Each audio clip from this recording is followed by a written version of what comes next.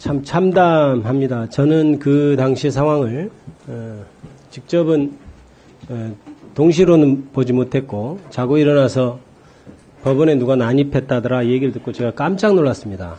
근데 제가 상상한 장면은 시위를 하던 2-3명 정도가 담을 넘어서 갔다가 경찰한테 체포돼서 나왔겠거니 이 정도로 생각을 저는 했어요. 그럼에도 불구하고 이건 큰일 나는 일이다.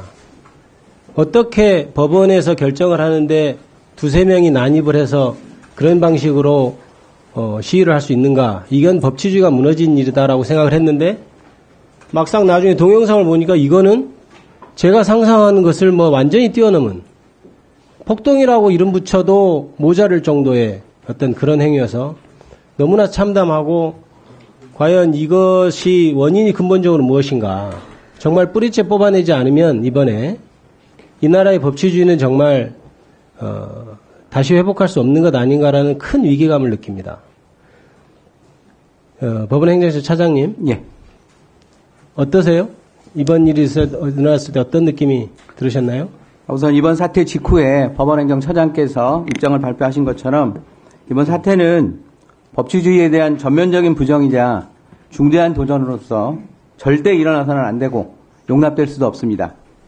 분쟁과 시시비비는 헌법이 정한 사법 절차에 따라서 이루어져야 하는 것이 우리 사회의 근간인 법치주의라고 할 수 있는데 이번 시위대 난입 사태에 대해서 심각한 우려와 강한 유감을 표명하면서 철저한 사실 확인과 엄중한 법적 책임이 따라야 될 것으로 생각하고 있습니다. 이미 법원행정처장님께서 자세히 말씀하셨으니까요.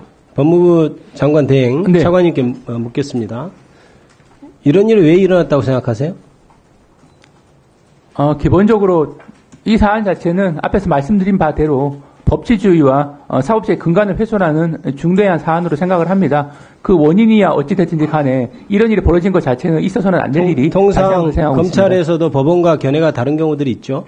네. 그럴 때 어떻게 합니까? 법원에 난입하나요? 적법한 절차를 거쳐서 의견을 개진을 하죠. 적법한 절차를 거쳐서 그 다음 사후 절차에 따라서 이의를 제기하거나 항소를 하거나 그게 법치주의의 본연의 모습이겠죠. 네, 그렇습니다. 왜 이렇게 되었을까라고 저는 생각을 해봅니다. 많은 이유가 있겠죠. 그런데 저는 그동안에 있었던 편린들을 제가 보면서 이게 다 원인인 것 같다고 생각합니다. 한번 보세요. 윤석열 대통령에 대해서 체포영장이 발부되고 거기에 대해서 변호인이 의견을 제출하면서 이의신청까지 하잖아요. 차관님 알고 계시죠? 네네.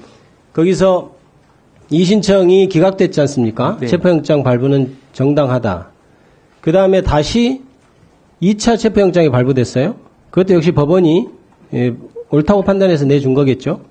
그래서 그럼에도 불구하고 계속해서 불법이라고 지금 국민의 의원들도 얘기했고 대통령실에서 그렇게 얘기했습니다. 그래서 결국 한 것이 뭐였습니까? 체포적부심이었죠. 네. 체포적부심 청구를 했어요. 그럼 체포적부심이라는 것은 체포영장이 발부된 것부터 체포하는 과정에 이르기까지의 모든 과정에서 불법이 있는지를 살피는 과정이죠. 맞죠? 네. 그런데 그 결과가 어떻게 나왔습니까? 차관님? 영장, 적부심 신청 기각됐습니다. 기각됐죠? 기각됐다는 건 뭔 말인가요? 체포영장 발부와 체포영장 집행이 모두 정당하다고 선언한 것이죠? 네네. 여러 논란이 있을 때 최종적으로 법의 어떤 내용을 해석하고 확인하는 것은 어디입니까? 법원이죠. 법원이죠. 네. 그렇다면 법원에서 여러 번에 걸쳐서 특히 체포적부심사 기각까지 한 그런 사안에서 그게 1월 16일 23시 10몇 분이라고 합니다. 체포적부심 기각된 것이. 그런데 그 다음 날 1월 17일 10시에 법사위 전체 회의가 열립니다. 거기서 상대당 모 의원께서 이렇게 발언합니다. 온갖 공수처 수사 과정에서 온갖 불법 논란 시비는 국민들이 이 부분에 대해서 분노하고 있고 또 그들의 불법 체포에 대해서 엄청난 논란이 많이 있습니다.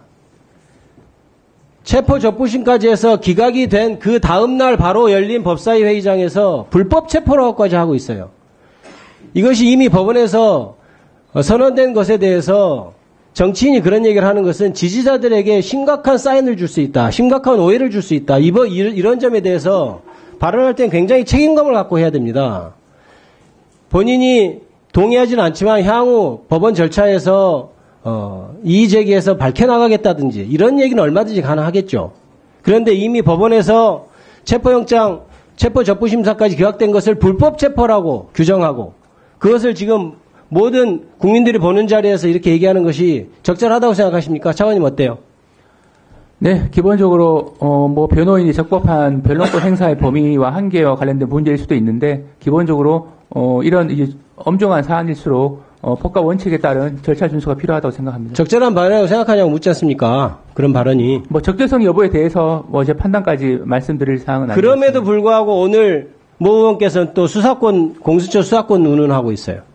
그 다음에 관할 운운하고 있어요.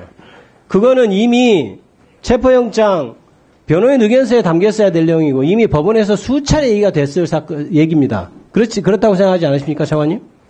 네, 기본적으로 일단 법원에서 영장을 발부하고 적부심 기각한 상태를 놓고 봤을 때는 이름은 법원에서 판단한 것으로 알고 있다. 확정적인 것은 아니라는 그런 것들이 다 있습니다만. 이미 이의 제기가 되고 의견이 들어가고 해서 결정된 것이 수차례에 걸친 10전 10회니 하는 그 어떤 말에서 윤석열 대통령이 패소한 내용에 다 판단의 근거로 된 것입니다. 그럼에도 불구하고 계속 불법 체포 운운하는 것은 저는 과격한 사람들에게 마치 불법인 것을 인정하고 계속해서 그런 과격한 행동을 해라라는 아주 부적절한 사인이 될 수 있다. 그래서 정치인들의 언행은 굉장히 중요한 겁니다.